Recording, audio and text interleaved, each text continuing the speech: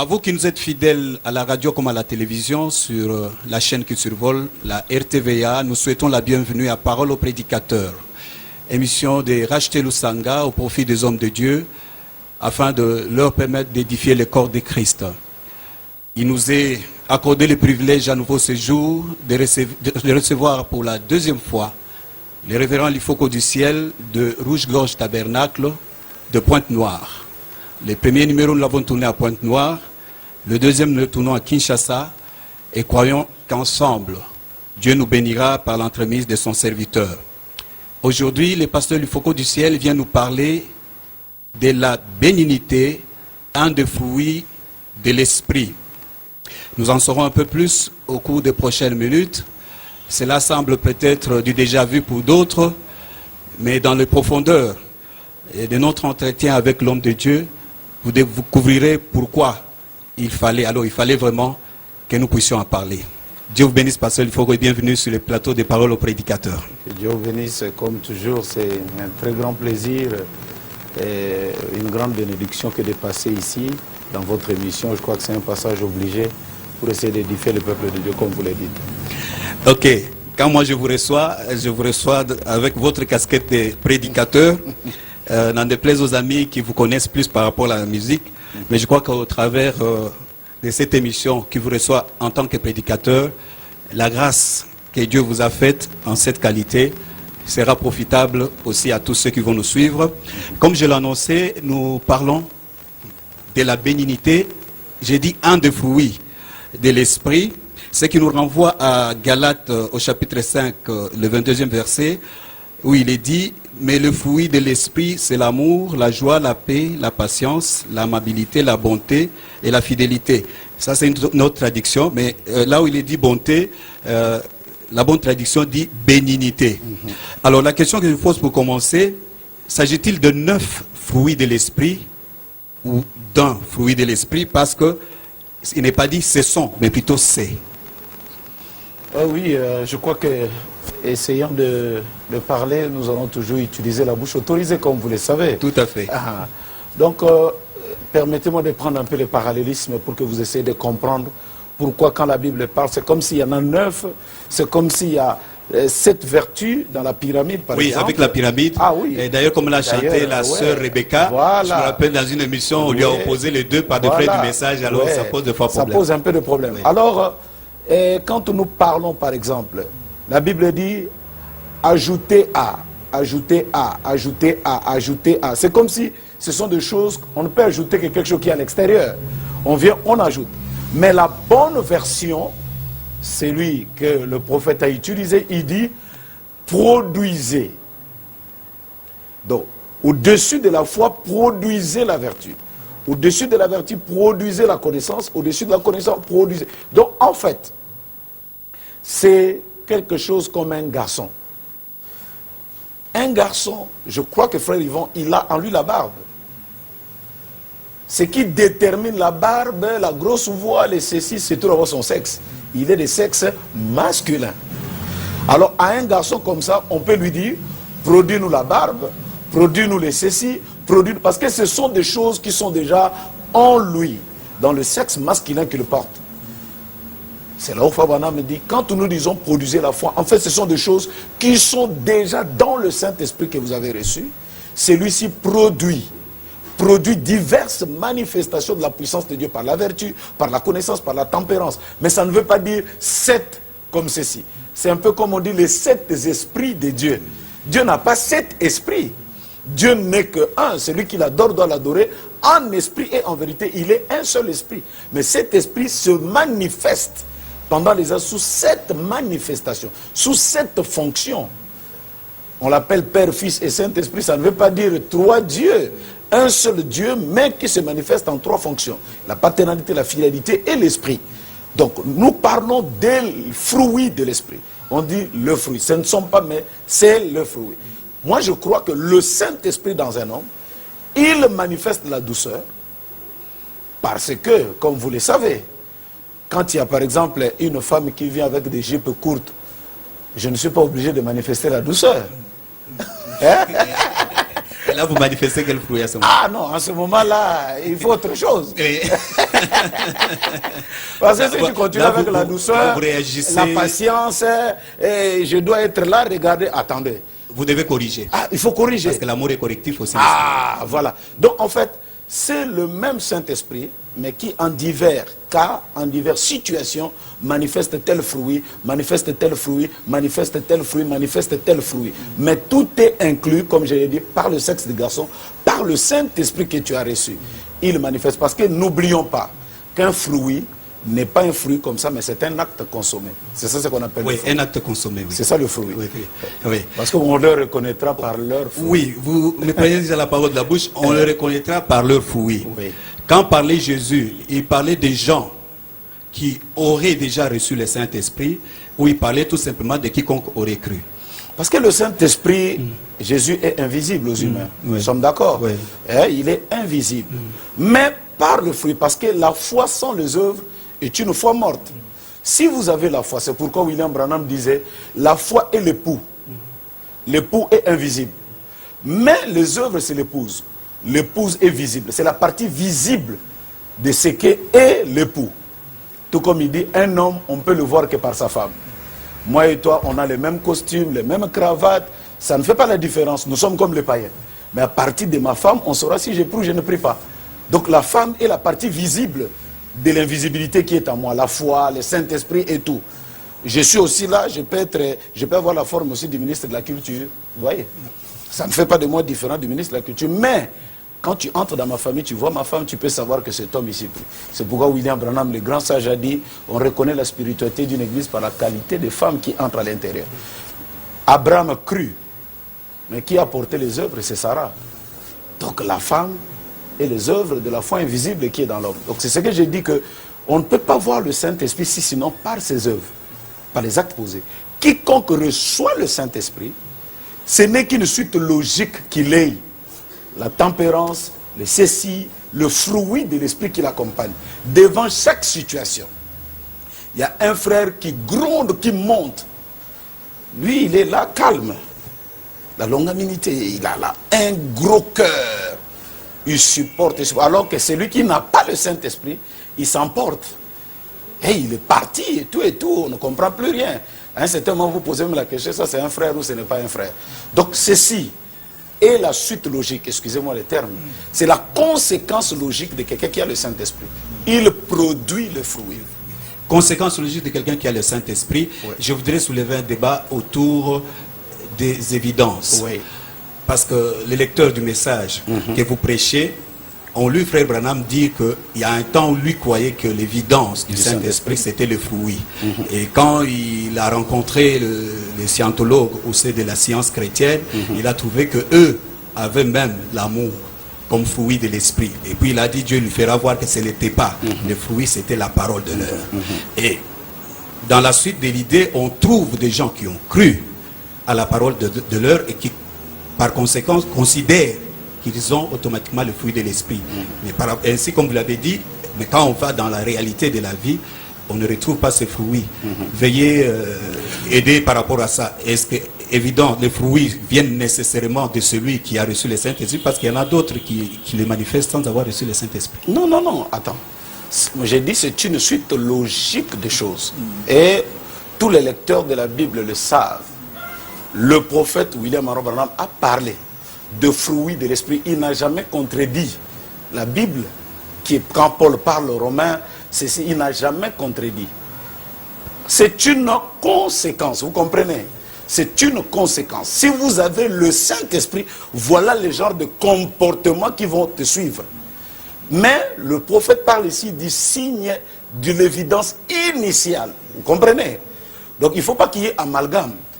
Il y a l'évidence initiale, qu'il a eu même des problèmes avec sa propre église. Comme vous le savez, il y a eu même division où les gens sont sortis parce que, ayant croisé aussi des gens qui avaient peut-être des fausses tempérances, qui avaient ceci, qui avaient cela, qui ont appris peut-être par les séminaires, les sessions, on leur a appris comment les savoir vivre, les ceci et les cela. Alors, comme aussi il a été avec les scientologues, et tout, il a vu comment ces gens-là partageaient, comment. Lui croyait qu'avoir le Saint-Esprit, c'est avoir l'amour. Il croyait que c'était là le signe initial. Mais le Saint-Esprit va lui montrer que non, c'est avoir la parole. Parce que la parole. Alors, là, toute l'amalgame est là. Est-ce que quelqu'un qui a la parole ne peut-il pas produire le fruit de l'esprit? Le fruit de l'esprit. Alors, c'est là qu'il y a toute la question. Est-ce qu'un homme qui a la parole doit se fâcher avec tout le monde? Là est la question. Ah! Est-ce que comme tu as la parole, moi je crois, si tu as la parole, je dis que c'est la suite logique. C'est comme on l'a dit, nous ne devons pas mettre le fruit au-dessus de la parole. Sinon nous aurons changé. Donc le chariot doit être toujours derrière le bœuf. Le bœuf qui est la parole doit conduire et la suite logique qui suit la chose. Tout comme je crois dans ce message. Quelqu'un peut avoir le Saint-Esprit et parler en langue. Mais ce n'est pas le signe initial du Saint-Esprit. Mais c'est des signes qui viennent après. Je peux avoir le vrai Saint-Esprit et je parle en langue. Dans cet âge, Frère Branham dit dans son église, jusqu'en 65, il y a eu des frères et des sœurs qui parlaient en langue, qui prophétisaient, qui donnaient des messages à l'église. Mais ce n'est pas ça le signe initial. Il dit la vraie évidence, le signe initial qu'un homme a le Saint-Esprit, c'est l'amour à la parole. Il croit et il reçoit la parole de Dieu. Mais cela n'empêche que derrière cette parole que vous avez reçue, vous savez, Frère Yvon, laissez-moi ouvrir une parenthèse. Je vous en prie, révérend. Vous savez, la rédemption, Frère Branham disait que Adam tombe avec son environnement. Si vous voulez savoir que cet homme est tombé, regardez son environnement. Parce que son environnement ne trompera pas que cet homme est tombé. L'arbre qui ne pouvait pas donner de feuilles jaunes, les signes que cet homme est tombé, même s'il fait du bruit, c'est que son environnement accuse que cet homme est tombé. C'est pourquoi quand l'homme se relève, il se relève avec son environnement. Quand je n'ai pas l'argent, j'avais des voitures et tout, et que je n'ai plus l'argent, mon environnement accuse que je n'ai plus rien. La voiture est sur cale, les chaises sont trouées, la cravate que j'ai portée, il n'y en a plus. Même si j'ai fait trop de bruit, mais mon environnement, lui au moins, il ne peut pas tromper. Hein, comme on dit, la nature elle-même. Ne vous enseigne-t-elle pas? Donc, ça me montrera que cet homme n'a plus rien. Mais quand j'aurai l'argent, la première des choses, c'est que mon environnement vous dira que cet homme, il a eu l'argent. Moi, l'odeur du poulet qui commence à sortir, on achète les nouveaux pneus, la veste change. Donc, tu peux déjà regarder ton frère et dire, celui-là, il a eu quelque chose. La parole de Dieu aussi, c'est pareil. Quand la parole est tombée, à l'an 325, il y a eu aussi l'environnement de la parole. Entre autres, le parler en langue, la puissance dans l'église, la guérison, les miracles, les ceci sont tombés. Ces choses-là, qu'on ne le voit pas à l'église, c'est l'environnement immédiat qui entoure la parole. Mais si aujourd'hui la parole est restaurée, vous ne voyez pas qu'elle doit aussi être restaurée avec son environnement. Donc je ne crois pas d'une église où on dit parole, parole, parole, sans puissance. Sans puissance, sans l'environnement qui entoure cette parole. Ce n'est que logique. Ce n'est que logique. Puisque vous soulignez la parole, oui. Que dire alors des frères qui ont reçu la parole et qui ne manifestent pas le fruit ni la puissance? Ils ne l'ont jamais reçu. Alors qu'ils ont des brochures en main. Non, et disent quoi? Recevoir ne veut en rien dire avoir des brochures. Et il y a aussi des mamans qui vendent. Il y en a, quand on nous envoyait des brochures dans la poste, il y en a des papas qui prenaient, qui amenaient ça chez eux à la maison. Le fait de garder une brochure à la maison ne dit pas que tu as reçu le message. Parce que en réalité, ce message, c'est la parole parlée. Ce n'est pas une parole écrite dans des trucs. Donc, en fait, c'est une parole adressée. Mais comme nous n'étions pas là-bas, voilà pourquoi Dieu a voulu que cette parole parlée soit traduite sous forme de brochure pour que ça nous arrive. Sinon, si on était là-bas, on l'aurait écouté.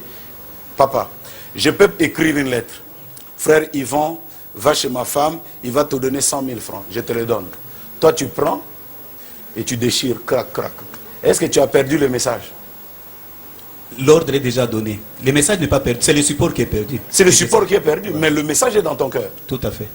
Tu vas aller, tu dis, maman, je suis passé parce que le pasteur m'a dit de passer pour récupérer. C'est ce que j'ai dit. Donc les brochures, un jour nous finirons par laisser ça. Les gens vont vendre les arachides avec ça ici. Mais quand nous lisons, la finalité c'est de le recevoir dans le cœur. Donc avoir les brochures ne suffit pas. Ne suffisent même pas. Il faut avoir le Saint-Esprit, il faut avoir la parole dans son cœur. Alors quand tu dis que quelqu'un a reçu la parole, il faut que nous faisions la différence. Il a des brochures où il a reçu la parole. Parce qu'il y a des pasteurs aussi, pentecôtistes, qui ont des brochures chez eux. Je sais que ça, je ne peux même pas vous en prendre beaucoup. Tout à fait. Ils en ont des brochures, mais cela ne fait pas qu'ils ont reçu. Parce qu'à tous ceux qui l'ont reçu, il leur a donné le pouvoir. Oui, non seulement ils ont des brochures, mais ils sont dans les églises du message. Ils professent avoir cru au message. Mais quand on en vient aux fruits, il n'y en a pas, même pas la manifestation de la puissance. Alors qu'il y a des années qu'ils sont derrière le message et se présentent sous l'étiquette du message. Bien sûr, ils se présentent sous l'étiquette du message. Moi, je dis, si tu crois, la foi est invisible.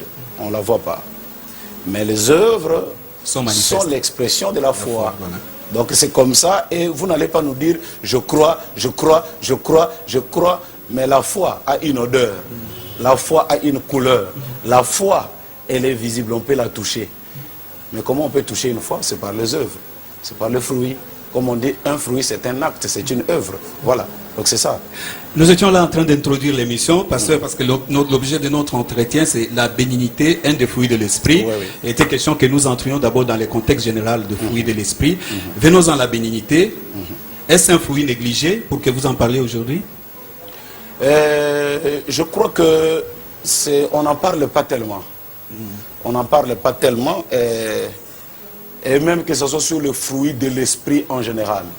On n'en parle pas trop. Pourquoi? Parce qu'il y a toujours cet amalgame. Quand nous croyons la parole, c'est tout. Mais il y a une suite logique. Quand tu crois la parole, c'est si. Voilà pourquoi Jésus a dit, les signes suivront. Il y a le bœuf. La charrue suit après. Ça suit. Donc voici les miracles qui accompagneront ceux qui auront cru. Donc tu as cru la chose te suit.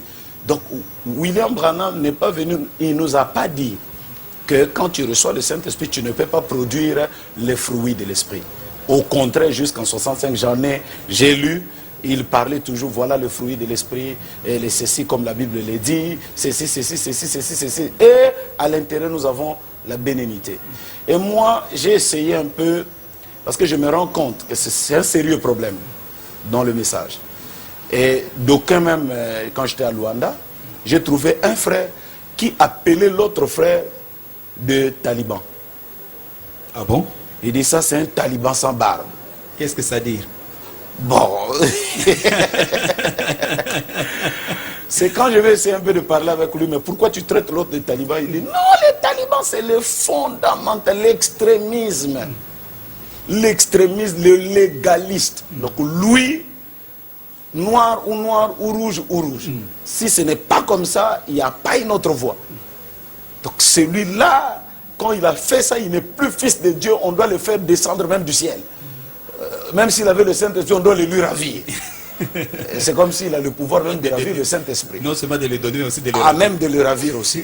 Et donc c'est un peu ça. Donc, nous trouvons parfois le fondamentalisme, le légalisme prend le dessus, au-dessus même. Et parfois même nous avons nos habitudes qui accompagnent nos villages, nos coutumes, que nous confondons parfois à la place de la parole de Dieu. Et ça fait des dégâts néfastes. Ça fait des dégâts néfastes. Un frère qu'on peut aller récupérer parce qu'il a commis un péché, mais par notre exigence, notre fondament, la rigueur, le légalisme, nous tuons un tel frère au lieu de le prendre, de le récupérer. De le récupérer. Malheureusement. Donc c'était plus que nécessaire qu'on puisse en parler. Oui. Alors, puisque vous avez dégagé l'importance de la chose, vous avez juste pourquoi on en parle aujourd'hui. Oui. Nous avons à ce stade besoin de comprendre. Oui. Parce qu'il y a des traductions qui, comme j'ai lu ça ici, qui parlent de la bonté. J'en ai lu d'autres qui parlent de la miséricorde. Mais vous avez gardé le terme d'une des traductions qui utilise bénignité. Ça veut dire ce que ça veut dire. Et nous aimerions d'abord entendre de vous ce que vous avez saisi de ce mot avant que nous n'allions en profondeur. La bénignité, c'est quelque chose, une erreur ou une faute qui arrive, mais qui n'a pas de répercussions néfastes, qui n'a pas de conséquences néfastes. Un exemple, les jeunes gens jouent le football. Papa, un autre tape sur le pied de l'autre, il y a la peau qui s'ingratine, il y a juste quelques petites gouttes de sang qui sortent. Les médecins appellent ces gens des plaies bénignes. C'est-à-dire que ça ne peut pas amener des conséquences néfastes, on peut couper la jambe. Ces genres de pleurs, même nous, quand nous étions de petits, on n'allait pas directement mercurochrome, amener le drap. Non. Tu prends même les urines, ça règle le problème. Même sans mettre le produit, oui. Tu dors le lendemain, c'est cicatrisé. Oui. Parce que c'est bénigne, c'est petit, donc ça n'a pas de conséquences sur la jambe ou sur le fonctionnement du corps entier. Nous entrons un peu, par exemple, permettez-moi d'aller un peu vite en besoin. Je vous en prie. Dans l'église, oui. Tu vois un pasteur qui n'a pas de piano. Il n'a pas de piano. Il met le drum. Quelqu'un qui souffle. Oh, mais ça c'est quoi ça? Moi je dis, qu'est-ce que le drum a à voir avec notre salut? Parce que dans l'église de Branham, il y avait que les pianos, il n'y avait pas de drum, semble-t-il. Le problème, ce n'est même pas celui-là. Le problème, c'est pas celui-là. Le problème est celui de poser la question, qu'est-ce que le drum a à voir avec notre salut? Qu'est-ce que le drum a à voir avec notre salut? L'avoir ou ne pas l'avoir, qu'est-ce que ça a avec notre salut? Dis-moi là où on dit que avoir un drum dans l'église, vous tous, vous irez en enfer. C'est ça le problème. Oui. Le pasteur qui vient, il a porté une veste blanche. Tu vois quelqu'un, quand nous avions commencé avec ce message, oui. Quelqu'un monte avec la veste. Ah! Manque d'humilité. On a identifié l'esprit. Ah. Le mauvais en tout cas. Moi qui te parle là, on a déjà prié sur moi pour chasser les démons de veste. Ah bon? Vous vous rendez compte? Pourquoi? Puisque vous emportez l'église. Oui, j'emporte tout le temps. Et un frère mais c'est pourtant une tenue de travail. Non, mais lui, il croit que le fait de porter la veste, je suis perdu. À Frère Branham, on en a acheté chaque année, n'est-ce pas? Malheureusement pour lui, et heureusement pour nous. Oui. Donc il dit, tu dois avoir un démon, frère, tu dois avoir l'humilité. Quand on te dit que tu as les démons, ça veut dire que tu compromets ton salut. Et tu dois avoir l'humilité. Mais c'est que je n'en ai pas. Pourquoi? Parce que j'ai porté une veste. Ah, viens ici. Je me suis dit, un homme comme ça, engagé de discussion, nous n'arriverons à rien. Frère, prie pour moi. Et il a prié, il a chassé les démons de veste. Sérieusement? Sérieusement. Et je vous dis, frère Yvon, il a pleuré. Parce que j'ai vu même quand j'ai dit Amen, je l'avais vu avec des larmes. J'ai compris que le frère, il était sincère. Malheureusement, la sincérité, ce n'est pas la vérité. Donc il était sincèrement, mais en erreur. Ouais. Et il a chassé les démons quand il a terminé. Le lendemain, j'étais en veste, il me regarde, il fait ça. J'ai dit, oh, mais je crois que tu dois croire dans ta prière. Dieu m'a déjà délivré. Je crois que Dieu m'a déjà délivré et par la prière que tu as faite et tout et tout. Donc, qu'est-ce que ça a à voir avec le salut? Avec le salut.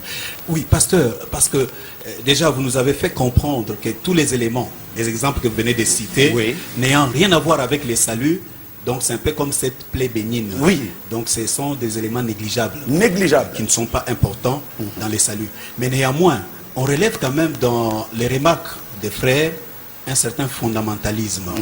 Un souci de rester conforme à ce que Branham a fait et a dit. Est-ce une mauvaise chose? Non, ce n'est pas une mauvaise chose. Ce n'est pas une mauvaise chose. Mais je vais poser la question, frère Yvon. Est-ce que frère Branham avait chanté Chilobo, Jukawenda, Majunda Mubaluishi, bébé? Ça c'est récent en tout cas, bien après la mort de frère Branham. Est-ce que frère Branham, quand il est chanté, Jukawenda, Majunde, Banabé? Ça se fait chez les Kassaïens. Oui. Vous comprenez? Oui. Bon, maintenant, quand je viens, qu'est-ce que ça a à voir avec moi? Le frère est content. Et sa manière d'exprimer sa joie, c'est qu'il fait le bras comme ça. Et au besoin, même la hanche qui suit. Bon, ça devient problématique, c'est un débat. Ça, c'est un autre débat. Mais je dis, il le fait. Oui. Les mamans.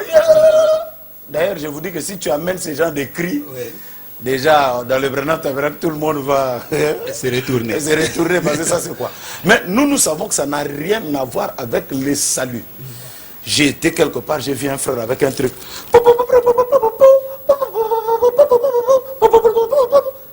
J'ai dit, mais ça, c'est quoi? On dit, non, au Kasaï, ce genre de truc, c'est comme si c'est un message. Il est en train de parler. Et ceux qui savent décoder le message, ils étaient là. Amena! Amena! Mais ça n'est pas dans le message, vous comprenez? Mais pourquoi moi je dois venir pour enlever ça? Non, cette chose-là, frère, ça, non.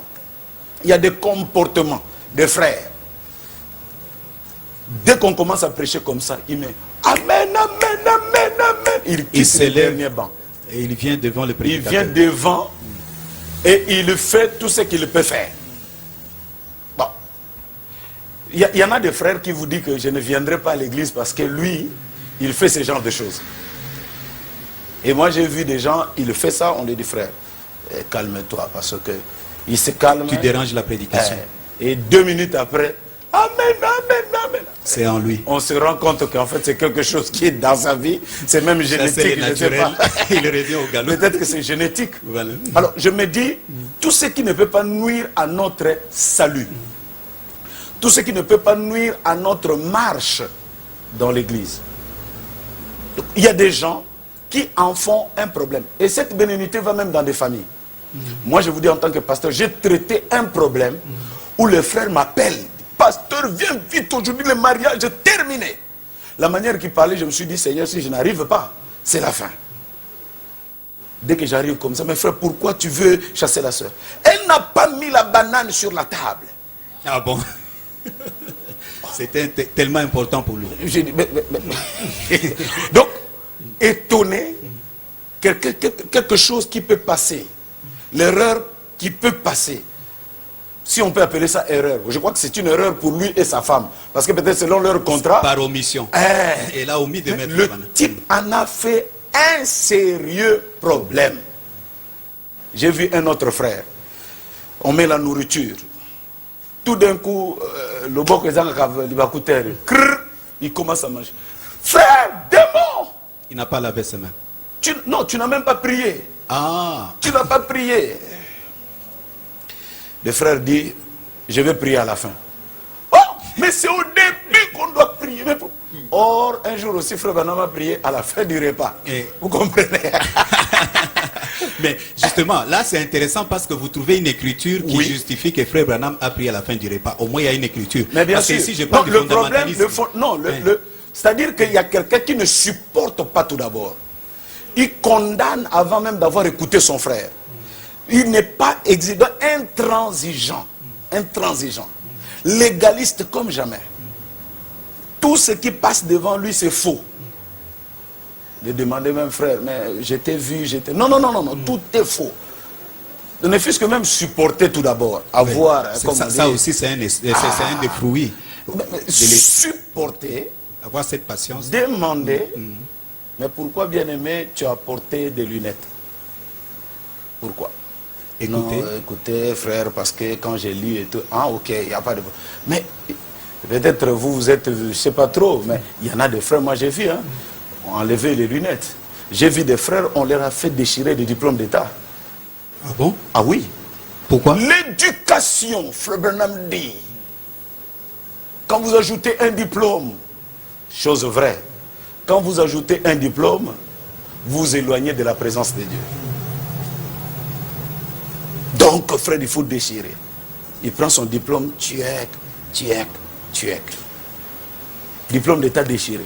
Bon, plus tard, on se rend compte qu'on pose la question, frère Branham, comme Jésus vient bientôt là, qu'est-ce qu'il faut qu'on fasse? Il faut qu'on reste. Non, continuez.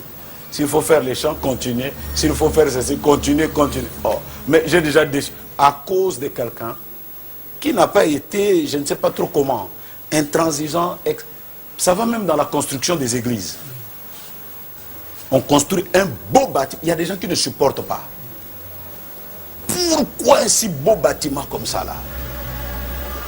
Bon, le bâtiment, qu'il soit beau, qu'il soit mauvais, qu'est-ce que ça a à voir avec notre salut? Frère, il va prier dans un beau bâtiment ou dans un mauvais bâtiment. Qu'est-ce que ça a à voir? Et surtout pas des bâtiments de plus d'1 million de dollars. Parce que frère Branham a dit qu'au lieu d'envoyer les missionnaires, on investit dans les constructions. Oui, c'est toujours le même frère Branham qui dit que nous devons avoir une belle église et s'asseoir, écouter la parole dans de bonnes conditions. Avec climatisation et tout. Et nous étions au Branham Tabernacle. On a vu la ville de Jeffersonville a décerné au Branham Tabernacle le certificat du bijou de la ville. Ah bon?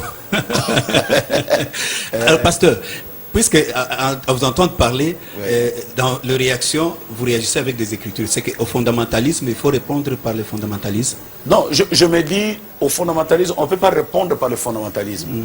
Le problème est que nous soyons chrétiens. Chrétien, tu as le Saint-Esprit. le Saint-Esprit te guidera à supporter parfois les autres pour des choses que toi tu trouves, ce n'est pas ça. Être un peu, comme on dit, tolérant. Mais peut-être pas pour tolérer dans le péché. Voir et demander. Qu'est-ce qui se passe? Parce que c'est ce que même Jésus nous a dit de faire. C'est la procédure. Mais qu'est-ce qu'il a fait? Oh, ce frère-là, il a joué avec... dans son église, il y a un drum à l'intérieur. Mais ça, c'est quoi ça? Demande ton frère. Au lieu directement, tu le prends en enfer. Sois un peu bénigne. Tu dis, bon, écoute, le drum, bon, c'est rentré là-bas. Qu'est-ce que ça fait finalement? Qu'est-ce que ça a à voir avec leur salut? Est-ce que le drum peut vraiment envoyer? Je crois au drum dont Frère Branham parle, il ne faut pas jouer le rock'n'roll et tout, je sais cela. Mais tu viens, tu regardes l'esprit des frères, comment ils rendent leur culte. Qu'est-ce que ça a à voir avec leur salut? Qu'est-ce que ça a à voir avec leur salut? J'ai vu un frère, dernièrement, c'était avant même que je ne vienne ici, qui a trouvé qu'on a mis la croix à l'église. Hein, la croix. Lui, il dit, il faut qu'on enlève ça. Et pourquoi? Ça les dérange. Ça les dérange, pourquoi? Parce que la Bible dit, tu ne dois pas mettre des représentations, vous comprenez? Imagine. Imagine donc l'intransigeance jusqu'à quel niveau? J'ai dit, mes frères, mais c'est terrible. Ça, c'est la croix de Jésus, c'est le signe de notre victoire. Nous allons les garder là, nous les porterons sur nos vestes, nous les porterons dans notre vie de tous les jours. Ça, même si elle n'est pas là, elle est aussi spirituelle en nous. Mais comment toi, il ne veut pas. Il ne veut pas. Oui, pasteur, prenons un peu, parce que dans les différents cas que vous relevez, d'exemple, nous trouvons des cas qui ont à voir avec les Écritures, et il y a des cas qui n'ont rien à voir avec les Écritures. Comment traiter les deux cas? Parce qu'il y en a qui risquent de dire, mais là, vous encouragez les laisser aller. Je ne laisse pas ni les laisser aller. Je prends par exemple, j'ai dit, il faut être chrétien. Un chrétien n'est pas dans le laisser aller, il a le filtre d'un homme qui réfléchit. On a fait une émission ici, Frère Branham, vous voyez comment les gens, qu'est-ce qu'il suit, qu'est-ce qu'il veut. Ce film a été projeté dans le Branham Tabernacle à Tucson par la sœur Becca. Toi, tu as écouté? Rebecca, tout à fait. Comment il explique? Comment les frères ont même ri? Oui, les frères ont ri. Tout le monde était étonné. Un chrétien comme moi, quelle est ma lecture vis-à-vis de cela? Moi qui ai cru le message. Un prophète comme Ésaïe, où Dieu lui dit, un prophète c'est un homme spécial. Ça c'est ma lecture à moi. Je dis, je regarde ce film, c'est la fille de Branham qui a posé cela. Mais est-ce que ça veut dire quoi? C'est quoi ça? C'est le tremblement de terre. Mais pourquoi Dieu a voulu que ces genres de choses nous arrivent à nous? S'il trouvait que c'était une erreur qui pouvait compromettre. Mais dans ma Bible, il a été écrit qu'un prophète a marché nu. Je me dis, si Dieu avait dit à Branham de marcher nu aujourd'hui, est-ce que ce serait quelque chose de caché, frère Yvan? Ce serait connu, parce qu'on demande de marcher nu, c'est par rapport à l'extérieur. Mais c'est l'extérieur. Vous voyez, Ésaïe qui marche nu. Bon, je me mets là. Quoi? Il a marché nu? Non, non, attends. Celui-là, c'est l'ami de Dieu. Il ne peut pas avoir un comportement bizarre comme ça, tout d'un coup comme un fou. Quitte à moi, tout d'abord, d'être calme, de l'écouter. Qu'est-ce que ça veut dire? Pourquoi ceci? Pourquoi le prophète est arrivé à ça? C'est un homme spécial. Mais en aucun cas, en moi, il y a l'idée d'aller porter des culottes, bien aimé. Non. Frère Branham me dit, l'armée américaine est tombée plus bas, portant des culottes. Il dit, aujourd'hui, la femme a pris les habits de l'homme a pris les shorts et tout. Nous connaissons tout cela, papa. Nous connaissons.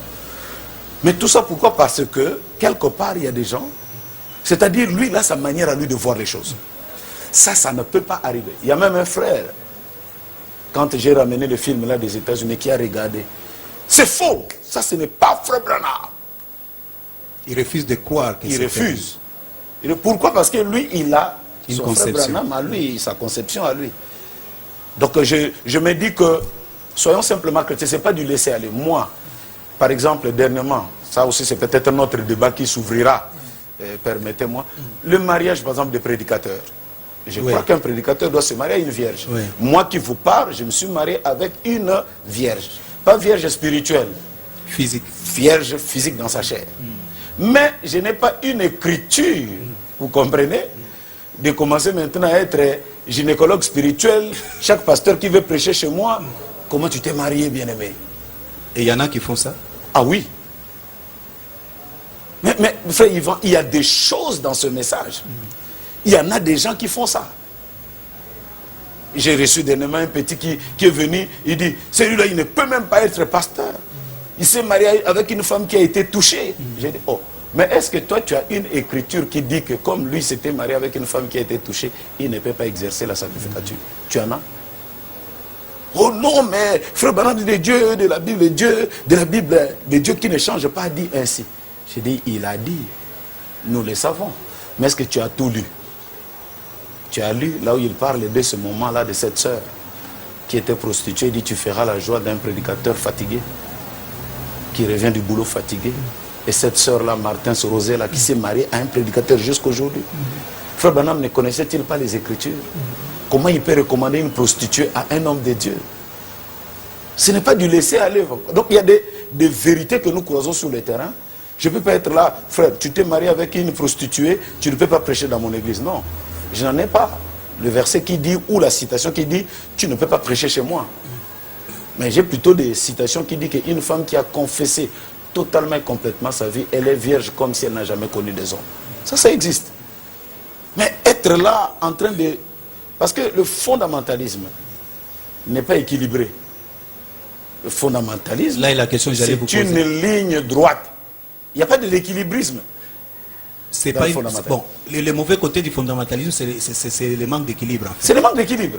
Mais c'est quand même bien parce que ça permet de garder la parole. C'est bien, c'est bien, c'est très bien.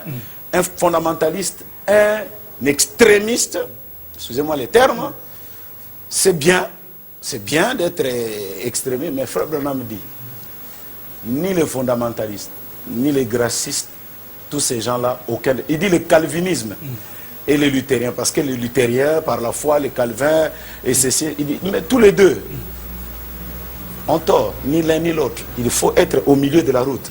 Et c'est là où tu peux marcher. Comme je l'ai dit, en parlant d'un prédicateur qui s'est marié avec une femme qui a touché, moi qui vous parle, je me suis marié avec une femme vieille. Vous ne trouvez pas que s'il fallait commencer une doctrine d'enlever les autres, je serais le premier à le faire?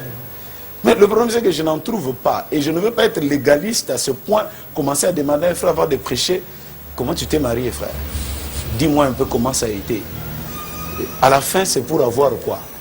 Donc c'est un peu ça là. Un extrémiste n'est pas équilibré. Il est même difficile qu'il accepte l'autre opinion. Très difficile. Je n'ai pas de film. Quelqu'un qui sait que nous ne pouvons pas porter des culottes. Moi, je le sais. Et je ne le ferai pas. Mais qui voit Frère Branham en porter. Lui, ça choque. Au lieu même de s'asseoir, de poser un peu de questions.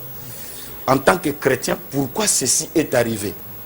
Mais pourquoi trouver des réponses par rapport à la parole, pas par rapport à nous-mêmes, par rapport à la parole et essayer d'avancer. J'ai dit, cette chose, papa, nous amène très loin. Il y a même des frères, des hommes de Dieu qui ont commis des erreurs. Des erreurs. Moi, j'en connais. Un homme de Dieu, puissant, prêchant, je l'ai écouté. Je ne croirais pas, et aucun homme ne me dira que cet homme-là n'a pas de ministère. Marié à peine, sa femme a été tuée. La sœur meurt. Tout d'abord, la sœur était grosse, elle a accouché. Quelques mois après, la sœur est morte. L'homme est resté donc à peine marié. Et tout d'un coup, on va apprendre que non, l'homme de Dieu est tombé avec une sœur. Mais il fallait voir comment les hommes de Dieu lui sont tombés dessus. Terminé, en enfer, diable, ceci. Il doit quitter la chair. C'est fini. Je connais l'homme. J'ai dit non, je connais le sérieux qu'a ce garçon-là. Je l'ai appelé, j'ai dit, mon frère, le travail que nous faisons, frère Branham dit, on ne peut pas faire deux choses à la fois, donner la vie et la mort en même temps. Ça serait une contradiction. Nous nous sommes appelés à donner la vie. Comment tout d'un coup, de ce même arbre, on commence à donner encore de mauvais fruits? Qu'est-ce qui s'est passé? Il dit, papa, à peine marié, même la Bible dit, celui qui se marie, il ne peut pas aller dans l'armée. Prendre une année aux côtés de sa femme. Il dit, mais moi, à peine marié, la femme grosse, elle accouche. Donc, j'étais débordé, mais ce n'est pas ma vie. Ce n'est pas ma vie, Dieu sait, et je regrette tout le temps. J'ai dit, mais il y a de quoi l'aider. la main d'association, prière, prière, amener celui-ci à arranger sa vie, l'aider, l'aider, l'aider. Aujourd'hui, il est pas seulement restauré, il s'est remarié, Dieu l'a béni et servant Dieu comme cela a été avant. Et cela nous arrive même avec nos frères dans les erreurs de tous les jours. Oui, nous allons y revenir. Pasteur, puisque vous dites que le fondamentalisme manque d'équilibre, et à lire dans ce que vous avez relevé comme faille, peut-on dire que le fondamentalisme amène à un esprit de condamnation? Si. Ce qu'on juge, on condamne, terminé. C'est comme ça, c'est ça, c'est ça. L'extrémisme, c'est ça. Regarde un peu ce qui se fait par exemple en France. Les pays comme la France est de culture judéo-chrétienne. Les cultures, ce sont des laïcs. C'est leur pays. Ils ont leur constitution qui a commencé depuis quand ils ont chassé Louis XIV, ils ont créé la Révolution, et de là la Première République et tout. Ils se sont battus pour ça. Les gens ont donné de leur vie à cause de ça. À la place de la Bastille, à la place de la République, comme nous avons appris à l'école. Mais voilà qu'il y a des gens qui quittent des pays musulmans, qui viennent dans ce pays-là, c'est-à-dire à l'hospitalité. On vous reçoit. Et vous, vous venez avec une branche qu'on appelle branche radicale de l'islam. Où vous voulez que le français de souche ne mange pas le cochon. Celui qui t'a reçu à la maison, toi, chez moi, je mange les moloko, mais toi, chez toi, au village, tu ne manges pas. Mais je t'ai reçu chez moi, tu veux maintenant que nous tous, moi et ma femme et les enfants, que nous ne mangeons pas. Pourquoi? Parce que chez toi, c'est interdit. Donc, c'est ça le radicalisme. L'islamisme fondamentaliste. Donc, il n'y a pas deux poids, deux mesures. Donc, pour eux, c'est comme ça. Et vous tous. Et ils ont comme mission d'islamiser toute la France à voir comme eux. Si vous ne voyez pas comme eux, vous êtes cafres, on va vous tuer. Et c'est la même réalité qu'on retrouve dans le message. Bon, vous trouvez aussi des gens dans ce message. Si vous ne voyez pas comme moi, tous vous êtes dans l'erreur, dans le faux. Tous. Et malheureusement, nous nous accrochons à cette citation qui dit « Chaque église a sa doctrine ». Voilà. On a au moins une écriture. Chaque église a sa doctrine. Et qu'en est-il de la communion? Non, mais même ça, chaque église a sa... Il s'agit de quelle église? Est-ce que c'est l'église des âges ou c'est l'église du temps de la fin? C'est ce qu'on doit chercher. C'est ce qu'on doit savoir. Parce que moi, je crois que si nous sommes de ce message, nous avons comme doctrine, c'est le message du temps de la fin. Je me dis que c'est ça notre doctrine. Et à l'intérieur... Et les compréhensions divergent. Par exemple, vous allez dans une église, moi j'ai eu à discuter. Ça aussi, comme je l'ai dit la fois passée, ce n'est pas ni pour créer des polémiques, même pas. Il y a un pasteur du message qui a porté l'école pastorale des protestants. Il vient avec dans une convention, j'étais là, papa, j'étais là. À côté, ses amis pasteurs commençaient à l'injurier. Je ne parle pas de le critiquer, mais l'injurier. Corbeau. Même pas Corbeau, ils sont allés plus loin. Et ça, c'est du paganisme. C'est un païen. J'ai regardé, mais j'ai eu vraiment mal. J'ai appelé les autres là, à la chambre le soir, dans la convention là, j'ai dit, mais est-ce que vous avez posé à votre frère la question, pourquoi il a porté ça? Ne fût-ce que la question. Non, pourquoi? Est-ce qu'on a notre temps de passer le temps? Et comme j'avais une photo que la Voix de Dieu nous avait envoyée, où Frère Branham était parti en Inde, il devait prêcher le soir. Et les Indiens lui ont dit, tu n'as pas l'apparence d'un prédicateur. Il dit, mais quelle apparence il faut avoir pour être prédicateur? Il dit, il faut porter le col pastoral. Et Frère Branham est allé dans un magasin, il a acheté le col pastoral, il a porté. Et j'ai pris la photo de la Voix de Dieu là, je l'ai remontré. Je dis, regardez Frère Branham, pour des raisons de gagner les âmes, il a porté le col pastoral. Ils ont dit, ça c'est Frère Branham. Il regardait, j'ai dit, frère, parfois, qu'est-ce que ça tenue là à avoir avec nous qui sommes scellés déjà du Saint-Esprit? Qu'est-ce que ça a à voir? Demande ton frère, calmement il te dira pourquoi il a fait. Moi aussi, il peut arriver que je vais dans un hôpital et qu'il y a un frère qui est malade, les autres de l'église mère, la mère. Et quand ils vont là-bas seulement avec l'école pastorale, là on les fait passer, non? Et moi aussi, il peut arriver que j'ai aussi mon code. Je suis pasteur. Vous êtes pasteur. Ah oui. Et on vous reconnaît avec. On reconnaît les moines par sa tenue. Et quand je viens là, on dit ah, tata pasteur, le respect. Je profite pour prier pour les malades. Voilà. Parce que pour gagner une âme, pour le salut, c'est à cause de ça que Frère Branham, voulant venir en Afrique du Sud comme prédicateur, on lui a refusé. Et il est venu comme chasseur. Comme chasseur, mais il dit derrière la chasse, je vais profiter de prêcher l'évangile. Ce n'est ni, je dis ici, ce n'est ni être laxiste. Ce n'est ni ouvrir grandement les frontières pour que les péchés rentrent. Je suis de ceux-là qui croient fermement à la sainteté. Et c'est même la seule chose dans laquelle je ne ferai jamais de compromis là-dessus. Je crois une vie sainte. Je crois une vie d'ailleurs. Je crois qu'il faut qu'à ces erreurs, j'ai mes erreurs à moi par lesquelles les gens me critiquent, parlent, tout, j'en ai. Mais qu'on trouve, il faut qu'on l'avait attrapé là-bas avec les ceci, et c'est ça, je crois que nous sommes là, ça n'arrivera pas, ce n'est pas encore venu. Parce que je crois à la sainteté, je crois à une vie pure. Mais nous voulons simplement faire voir que même dans notre jugement, essayons un peu d'avoir un peu de bénignité, de dire, est-ce que ça a des répercussions sur notre salut, sur la marche de l'Église? Si oui, agissons. Sinon, mais laissons des choses qui ne peuvent pas, voilà un peu, entraver les saluts. Oui, pasteur, puisque nous parlons de la bénignité, je voudrais que dans les quelques minutes qui nous restent, nous puissions vraiment relever cela. Si. Vous avez donné des conseils par rapport aux attitudes qu'il faut avoir. Mais je reviens à votre introduction. Les fruits sont produits par le Saint-Esprit. Si. On peut bien donner des conseils. Mais comment quelqu'un qui a le Saint-Esprit manifeste la bénignité? Allons dans la pratique de la manifestation de la bénignité maintenant. Je crois que quand on a le Saint-Esprit, nous avions dit ici le signe initial, c'est l'amour de la parole de Dieu. Quand on a la bénignité, on est tolérant.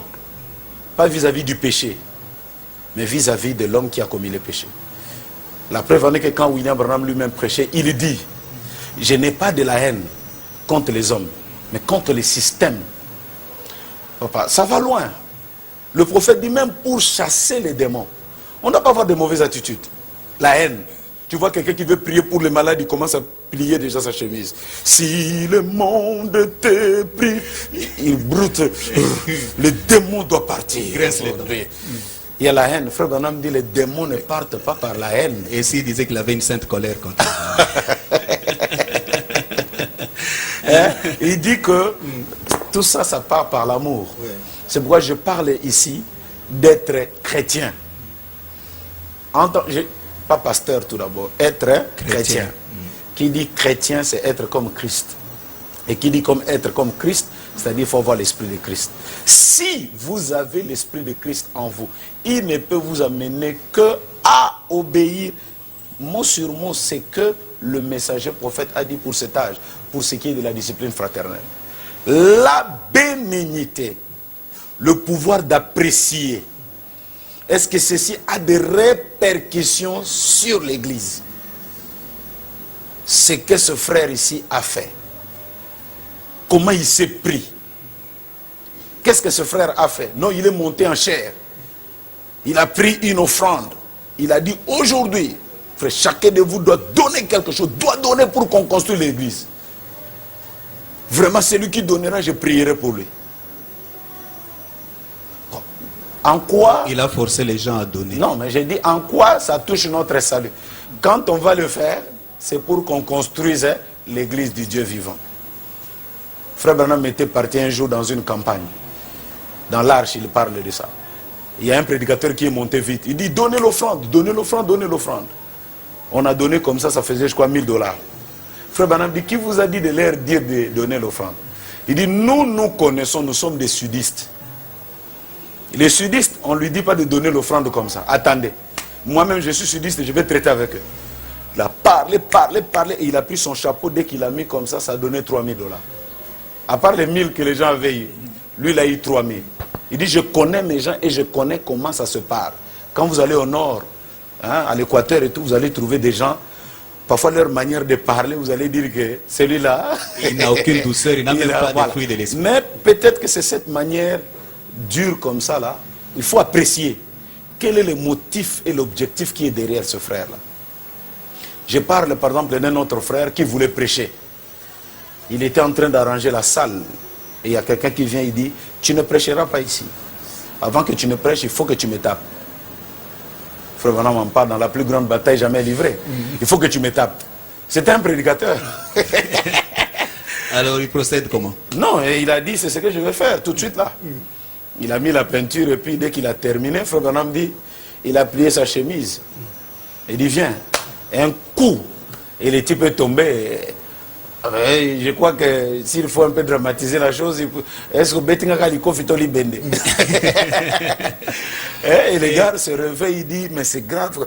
Il dit, le soir, je serai moi-même le premier. Et il était le soir. Bien qu'on l'a tapé le matin, le soir, il est venu. Les sons attirés.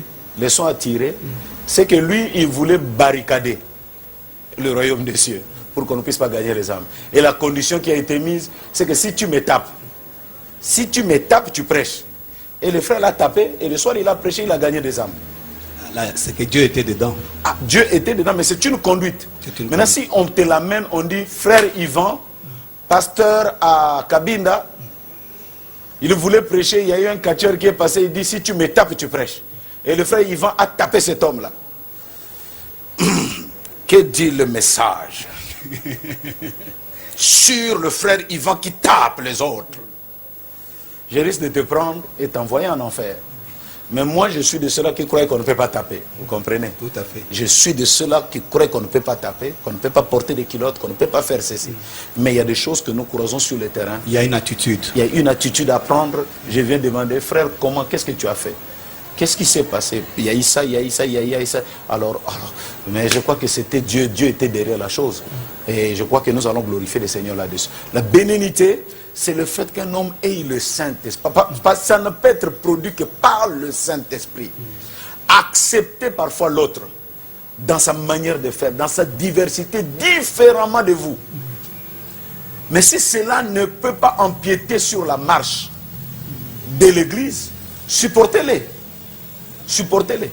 Moi, j'ai vu des prédicateurs, avant qu'ils ne montent en chair, à 15h30, il doit manger du foufou.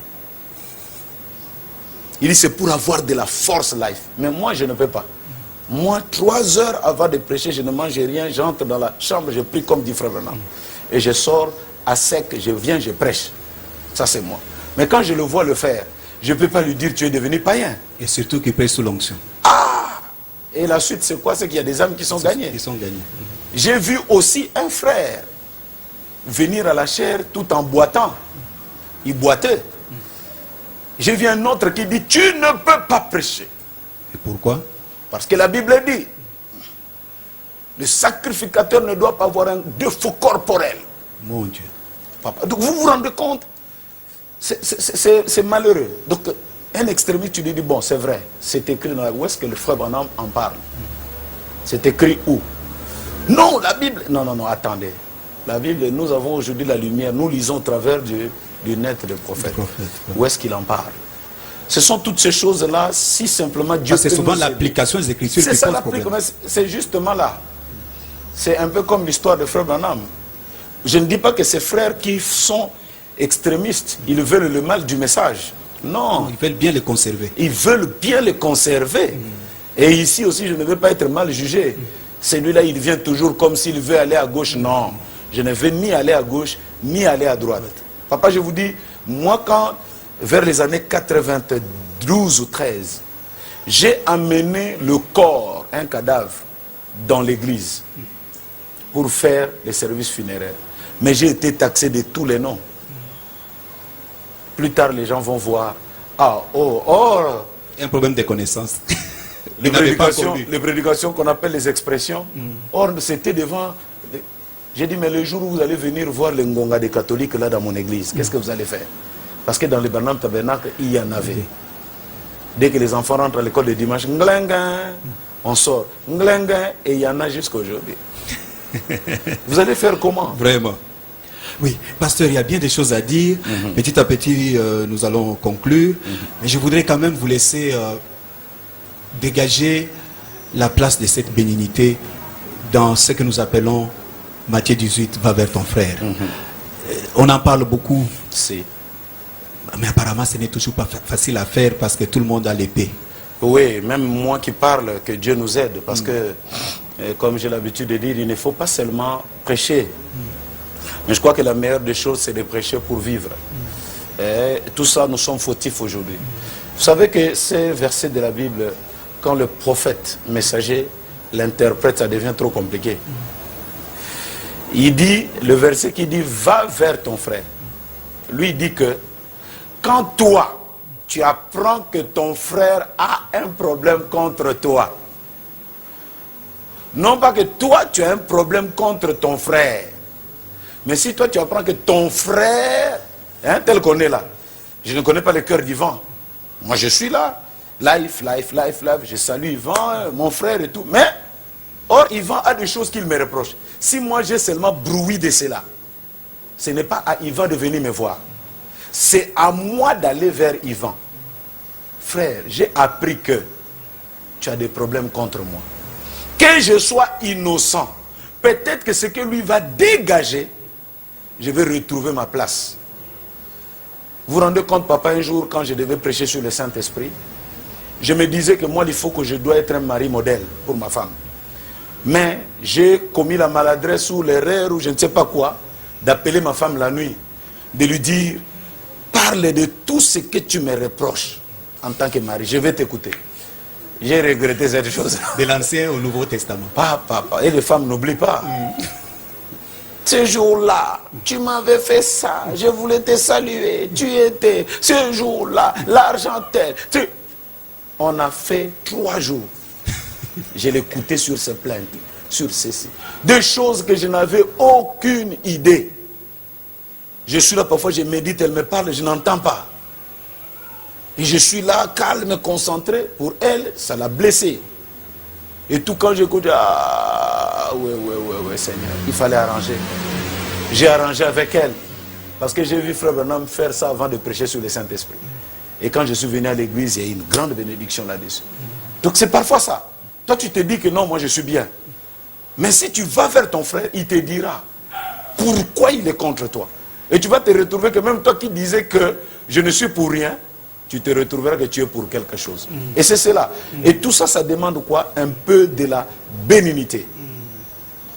Bénignité, c'est-à-dire le fait de peser. Est-ce que ceci entraverait la marche? Si ça n'entraverait pas la marche, on laisse ça. Si ceci entrave ma marche, il faut que j'aille vers mon frère. C'est aussi la capacité de juger la gravité de la chose. Exactement comme on a vu les hommes du tribunal avec leur balance. Arriver à avoir cette bonté, cette miséricorde. Voilà, cette miséricorde. Je vais terminer en parlant ceci, allant vers son frère. William Branham nous a donné un conseil merveilleux. Il dit, le jour où chacun de nous entrera dans la peau de l'autre, nous aurons le millénium sur terre. Il parle ici de David et de Saoul. Vous connaissez le psaume 119. David a composé ce psaume étant traqué par Saoul. Il est mieux d'être traqué quand tu es seul. Mais lui, il était traqué avec toute la famille, le bœuf, le mouton. Comment tu peux te cacher, papa? Avec des moutons, des bœufs et tout. C'est là qu'il a composé le psaume 119. Et c'est l'un des psaumes les plus controversés. Tu vas trouver ici l'Éternel, tu m'as délivré. Le verset qui suit, l'Éternel, tu me pourchasses, l'Éternel, tu m'as abandonné. Tu m'as poursuivi tout le temps. Mais un matin, il s'est réveillé, il dit, bon, écoute, il faille bien que je comprenne tout d'abord pourquoi Saoul me poursuit. Pourquoi lui, il me poursuit? Moi, David, que je me mette dans la peau de Saoul. Aux Argana Petit, na omoko bolingaka. Ngai Saoul, donc David, na zu petit wana. Na tie na cour, na nga zobeta guitare, njenje, des simples guitaristes. Au maticier, yondé, comme disent les païens, foulier. Il devient général dans votre armée. Pas seulement ça, tu lui donnes ta fille, Bokilo. Mais tu entends le nungu dans la ville qu'il y aura un coup d'état qui va venir. Et qui va prendre la place? C'est celui-là même. C'est le petit là que toi tu as élevé. David a dit, Saoul a raison.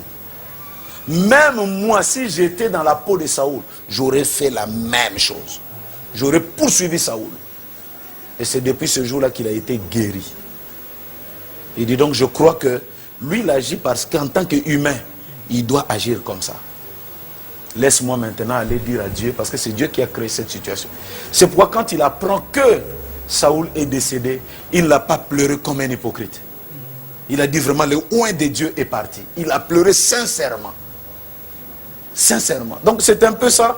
Le frère a fait ça. Que j'entre un peu dans sa peau. Pour ne pas comprendre son péché, mais pour comprendre sa démarche. Pourquoi il est arrivé à ça. Ce n'est que de cette manière-là que tu peux prier même pour ton frère qui est malade. Et le voir guérir. Amen. Terminons, pasteur, par cette dernière question. Vous dites votre mot de la fin. Parce que le fruit de l'esprit s'exprime dans le rapport que nous avons. C'est toujours dans le rapport. C'est homme à homme. Oui. Quand on parle de patience et tout, ce n'est pas avec les animaux. Et depuis Frère Branham, le constat a été fait que le corps de Christ est le corps le plus malade. Oui. Pensez-vous que la bénignité puisse être un des remèdes? Et vous aurez dit votre mot de la fin. Je crois à ça. Je crois à ça sérieusement. Je crois que cette capacité d'être miséricordieux, vous avez vu, dans d'autres versions, on appelle ça la miséricorde. D'autre côté, on dit la bonté. Être bon pour ton frère, ne pas être mauvais pour lui. Être miséricordieux. C'est-à-dire, on ne peut être miséricordieux que s'il y a une erreur, s'il y a une faute. Hein? Même la justice, si elle est miséricordieuse par rapport à une infraction, essayez d'apprécier, est-ce que cette faute qu'il a commise, ça peut entraver notre marche, ce frère-là? Est-ce que cette faute qu'il a faite, comme un frère me disait, mais pourquoi tu as traversé, tu es parti à Pointe-Noire, loin là-bas, nous manquons les dons ici. Qu'est-ce que ça a à voir avec les saluts? Il y a un frère qui disait même que je ne coûterai pas les bandes de l'IFO. Je dis, frère Branham n'a jamais dit que si tu écoutes mes bandes, tu iras au ciel. Que tu l'écoutes, que tu ne l'écoutes pas, ça ne fait rien. Au contraire, écoute les bandes de frère Branham. C'est ce qui est lié au salut. Ça, c'est lié. Ça, on ne peut pas intransiger là. Mais Coca-Cola, il faut que banani ayembaki, oyoki, ok, oyoki pété. Je ne peux pas faire un problème. Pourquoi il n'a pas mon CD chez lui? Frère, si tu n'as pas mon CD, quelqu'un peut dire il faut que ça faux. Il n'y a pas de problème. Mais je ne peux pas accepter qu'on dise que le prophète est faux. Parce que ça, toi et moi nous connaissons. C'est l'essentiel même. C'est lié même parce qu'il a été, si tu amènes les gens à te croire. Et tout ça. Donc ça oui. Mais parfois, nous qui sommes les enfants de Branham, nous n'acceptons pas ça. Que je sois capable d'accepter, il faut qu'on a fait un temps, il a travaillé, il y a des jeunes qui viennent. Un jeune aussi peut dire à la vieille, l'ongwa, et comme il on a biso. Mais non, que je ne sois pas là toujours en train de me battre. Peut-être que vous avez solo, il faut que ça s'ili. Ça n'entrave pas les saluts. Que je vienne dans une église, Balobio, il faut que je me mais à côté, à Vanda. Qu'est-ce que ça entrave, frère? Est-ce que le salut, il faut que je prêche? C'est un peu tous ces comportements-là. Je vais venir chez vous, oui. Non, mais moi, il faut que la vanda. Je dois aussi écouter les autres, comment ils chantent, comment ils prêchent. Bénigne. C'est rien, frère.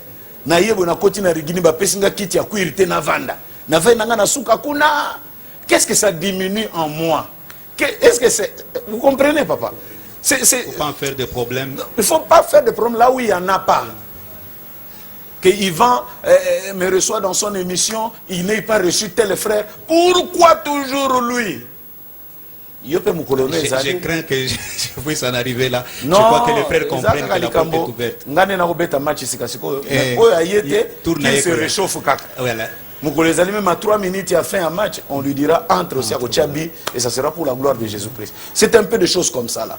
Je suis venu, l'église cravate et zate. Moi j'ai vu un prédicateur, il dit pourquoi? Parce que cravate et zate. C'est incompréhensible. Parce que dans une brochure. Vous voyez, tu es prédicateur. Vraiment. Voilà, c'est tout ça là. Donc, mon mot de la fin, c'est un peu arrivé à ces jugements-là. Ce n'est pas du laisser aller. Parce que nous, en tant qu'épouse, nous avons le filtre de l'homme qui réfléchit. Ce n'est pas le filtre d'un homme qui bâcle les choses. C'est le filtre d'un homme C'est là où Dieu nous a donné même le temps de réfléchir. Bien que dans la parole, on ne peut pas réfléchir.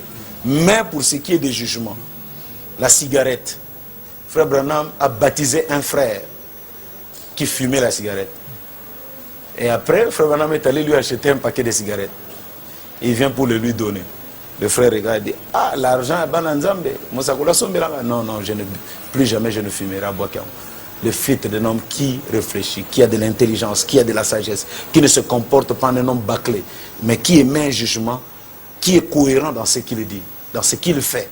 Rien, loin, loin, loin de nous, de tomber les barrières pour que les péchés rentrent. Au contraire, c'est cette démarche-là. Comme je l'ai dit, marier bien, mais accepter l'autre. En quoi j'ouvre la voie pour que Batoua Kouya? Mais je connais le bienfait quand on se marie bien dans le message. Je connais. Merci beaucoup, Révérend Lifoko. Ça a été vraiment un grand plaisir de passer plus de 60 minutes à parler autour de ces sujets combien intéressants. Vraiment. La bénignité, un des fruits de l'esprit. Il a été peut-être pas très considéré, mais je crois qu'au travers de ce bruit que vous avez fait, ce bruit véridique, comme dit le prophète, beaucoup ont été édifiés. Même et la vous en serez prêts, je vous en prie. Nous voyons même dans des routes là, c'est-à-dire il n'y a pas de conséquences graves pour sa voiture. Mais il s'arrête. Yo! Il en fait tout un drame. Non, mais c'est un jugement, il injurie. Frère, parce qu'on n'a pas eu de conséquences graves. Allons-y, continuons notre chemin. Donc, vous trouvez cette chose partout. Partout. Malheureusement. L'exemple est éloquent, fidèles téléspectateurs. Nous vous remercions de nous avoir suivis, vous qui aimez Parole au prédicateur, qui aujourd'hui recevez le révérend Lifoko du ciel de Pointe-Noire, pasteur de Rouge-Gauche Tabernacle, qui longuement nous a parlé de la bénité, un fruit de l'esprit. Il ne nous reste plus qu'à remercier la grande équipe technique qui nous a permis de vous servir au travers de cette émission.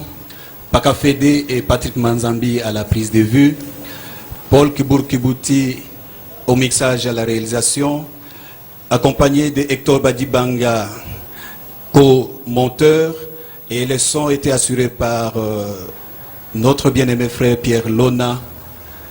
J'espère qu'avec toute l'équipe qui l'accompagne, que je ne peux pas citer ici, notre plaisir est de vous servir toujours et espérons vous retrouver dans les prochains numéros. Que Dieu vous bénisse. Au revoir.